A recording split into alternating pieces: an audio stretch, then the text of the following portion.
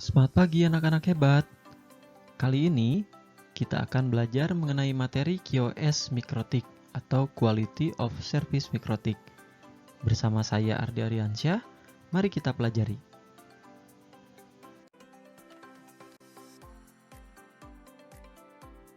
Pembahasan kali ini yaitu mengenai Quality of Service, Speed Limiting, Simple Queue, Guaranteed Bandwidth, dan Burst.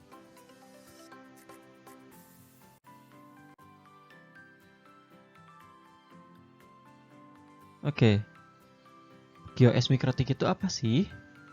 Nah, QoS adalah kinerja keseluruhan dari sebuah jaringan, terutama kinerja yang terlihat oleh pengguna jaringan.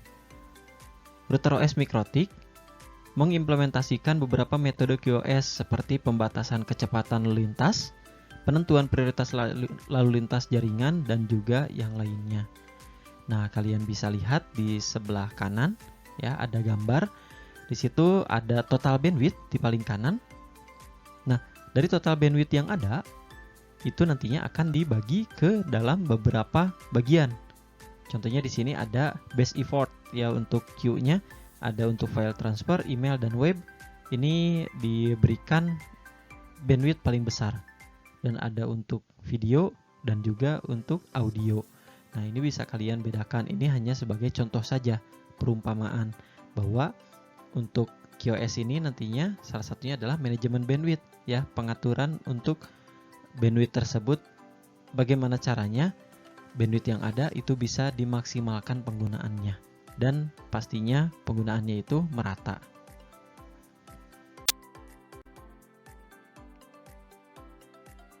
Nah, kalian bisa lihat nih di gambar ya. Di gambar ini ada yang bagian atas dan bagian bawah. Di bagian atas di situ disebutkan bahwa bandwidth with no quality of service rules applied. Nah, di sini jadi tanpa bandwidth tanpa menggunakan QoS ya, tanpa menggunakan manajemen bandwidth. Hasilnya seperti itu. Kalian bisa lihat ada di situ contohnya ada video streaming, ada general internet use ya, browsing, update, dan lain-lain. Terus juga ada online gaming service. Nah, kalian bisa lihat di situ tidak tertata dengan rapi ya, tidak tertata dengan rapi. Sebetulnya kan ketika kalian browsing itu kan tidak terlalu membutuhkan bandwidth yang cukup besar, karena browsing itu biasanya yang ditampilkan hanya berupa gambar dan juga teks ya. Sedangkan di situ ada online gaming ataupun video streaming. Nah, jika kalian fokusnya adalah untuk warnet ya, contohnya kalian mungkin kan akan lebih membesarkan untuk yang online gaming ya, bagi kalian yang memang buka warnet untuk game. Nah, kalian juga bisa membesarkan pada bagian video streaming. Nah, jika ternyata tidak menggunakan QoS ya, tidak menggunakan manajemen bandwidth, bisa terlihat seperti grafik yang digambar atas ya, tidak karuan di situ. Trafficnya itu atau bandwidthnya itu terpakai bisa besar bisa kecil di bagian-bagian internet use ya. Untuk generalnya ada online gaming dan juga video streamingnya tidak merata. Nah, sedangkan untuk yang bandwidth with quality of service rules applied, nah di sini untuk bandwidth yang menggunakan QoS. Nah, kalian bisa lihat di yang gambar bawah. Nah, kalian lihat di situ untuk video streaming, general internet use, online gaming itu semua teratur ya, teratur, sudah mempunyai jalannya masing-masing, sudah mempunyai lorongnya masing-masing. Nah, dengan seperti ini maka bandwidth untuk video streaming, general internet use, dan juga online gaming tidak akan saling tarik-menarik ya, semuanya sudah punya jalannya masing-masing. Speed limiting. Apa itu speed limiting? Nah, speed limiting ini nantinya untuk mengontrol lalu lintas secara tidak langsung dengan menutup akses paket yang masuk. Nah, jadi mengontrol langsung lalu lintas jaringan yang masuk itu ya tidak mungkin ya, tetapi dimungkinkan untuk melakukannya secara tidak langsung dengan menutup akses paket yang masuk. Nah, nantinya TCP akan beradaptasi dengan mengefektifkan kecepatan koneksi jaringan. Nah, jadi kalian bisa filter yang nantinya paket-paket yang masuk ya. Untuk contohnya misalkan kalian akan membatasi file dengan extension MP3 atau misalkan MKV atau MP4 ya. Kalian bisa batasi ketika orang-orang mendownload atau mengakses file-file tersebut, kalian bisa batasi, oh saya berikan untuk ekstensi file tersebut maksimal hanya di bandwidth 1 MB. Nah, itu bisa kalian lakukan. Ya, itu nantinya di speed limiting.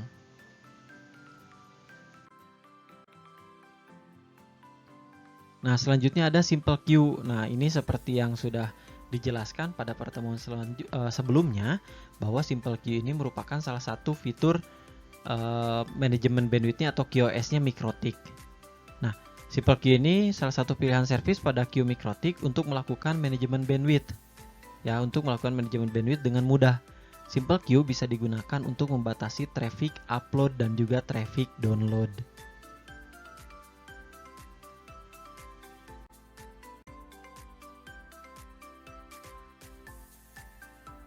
Untuk membuat rule simple queue, kalian bisa akses menu queue lalu add, ya. Nantinya kalian bisa add. Terus setelah itu di bagian name, ya, di bagian name-nya kalian bisa isi, ya, seperti yang dijelaskan pada pertemuan sebelumnya. Name-nya itu kalian bisa isi sesuai dengan karakteristik manajemen bandwidth tersebut. Ya, manajemen bandwidth tersebut akan diberikan untuk siapa nantinya, ya, akan diberlakukan rule-nya untuk siapa. Nah, lalu target bisa kalian isi dengan IP address atau network, ya, yang nantinya akan ditargetkan untuk simple queue ini. Berikutnya ada max limit. Max limit ini diisi dengan batasan, ya, batasan bandwidth upload dan juga bandwidth download.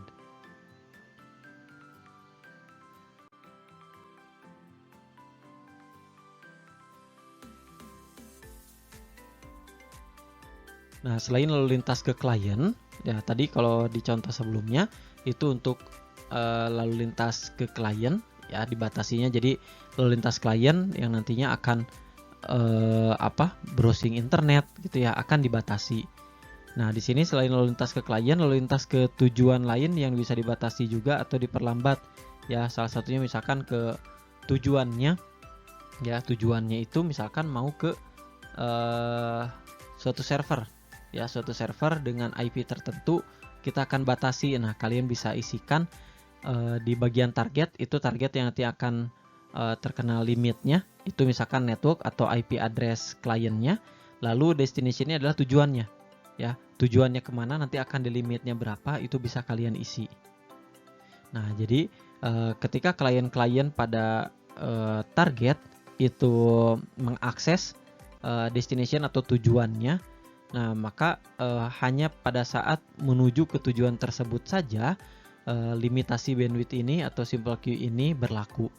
Jika mengakses yang lainnya, ya berarti tidak berlaku.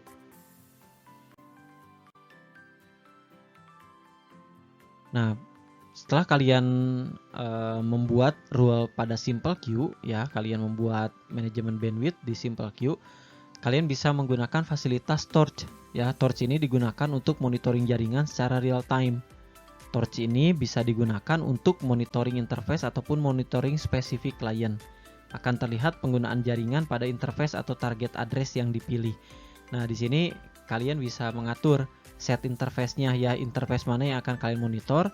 Terus kalian juga bisa mengatur source address-nya, ya, source address-nya itu dari IP klien. Nah, terus kalian bisa cek di situ, ya, cek traffic dari laptop tersebut.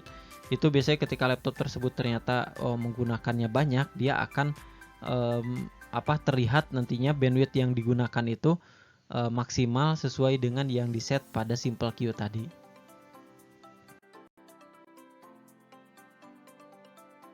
Nah, selanjutnya ada guaranteed bandwidth, ya, garansi bandwidth nih. Dalam jaringan saja ada garansinya, ya, untuk bandwidth. Nah, maksudnya apa? Ini digunakan untuk memastikan klien mendapatkan batas minimum bandwidth. Ya, jadi walaupun kita batasi penggunaan bandwidthnya misalkan maksimal berapa, tapi tetap diberikan juga batas minimum, ya, batas minimum bandwidthnya. Nah, jadi ketika jaringan padat, tetap klien tersebut akan mendapatkan bandwidth paling minimal sesuai yang kita setting di sini. Nah, untuk konfigurasi guaranteed bandwidth ini terdapat pada parameter limit add, ya. Lalu lintas yang tersisa akan dibagi antara klien berdasarkan siapa cepat dia dapat. contohnya nih di sini kalian bisa masuk ke menu queues, terus juga simple queue, terus di situ bisa edit dan pilih tab advance ya. Tab advance ini nantinya bisa kalian lihat set limit add-nya di sini 1M ya. Set limit add-nya 1M. Nah, maksudnya gimana?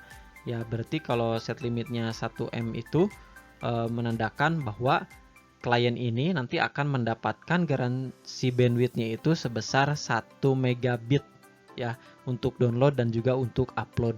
Nah, jadi paling minimal klien ini akan mendapatkan 1 megabit ya untuk bandwidth-nya.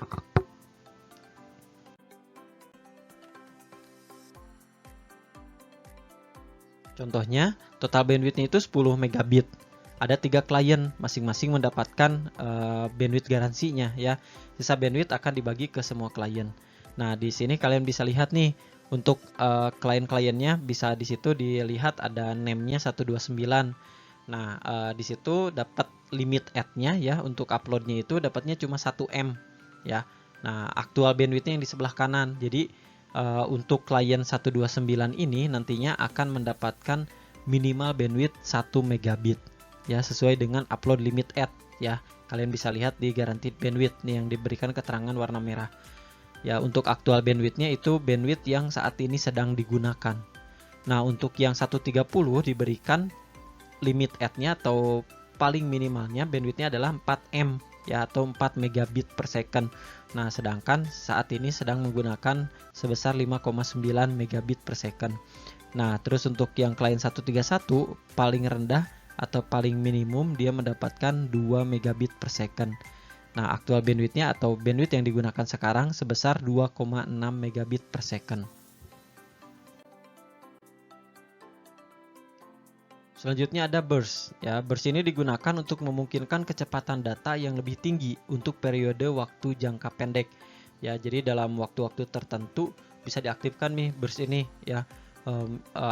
Untuk meningkatkan konektivitas jaringan pada network yang dipilih. Berguna untuk HTTP traffic, membuat web page berjalan lebih cepat. Untuk download file max limit yang akan bekerja ya. Nah, ini contohnya seperti ini. Ya, di sini ada max limit ya, ada limit add-nya, terus ada juga di sini average rate ya, rata-rata untuk rate-nya atau bandwidth-nya. Nah, burst limit-nya itu ada di atas.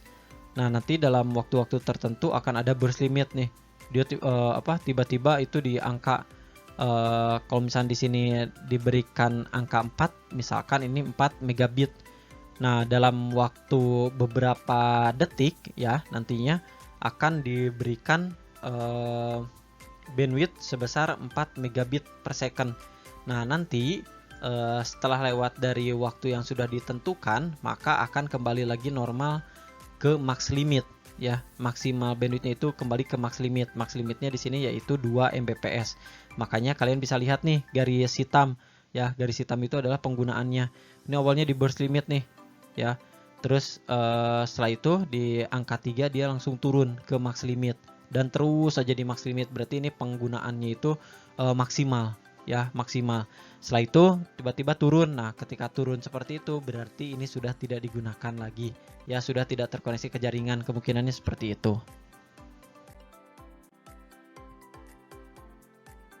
Nah, untuk settingnya di sini ada waktunya ya.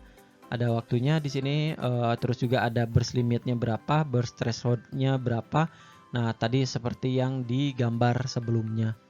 Nah, di sini kalian bisa isikan misalkan burst limitnya 4 megabit per second ya, 4M. Terus juga burst thresholdnya 2M ya, 2 megabit, dan burst time-nya di sini kalian misalkan isikan 16 ya, berarti ini untuk 16 detik.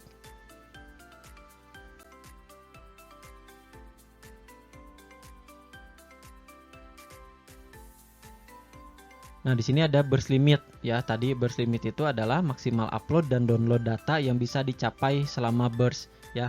Jadi selama burst tersebut berlangsung, di sini ada burst limitnya ya. Tadi di burst limitnya contohnya misalkan 4 Mbit ya. Berikutnya ada burst time ya. Burst time ini dalam satuan detik ya. Nah, di sini untuk waktu ya, untuk waktu burst tadi ya, berapa lama. Nah, burst threshold ini apa? Nah, ketika rata-rata data rate melebihi atau turun di bawah ambang batas burst dimatikan atau dinyalakan. Ya, ini burst thresholdnya.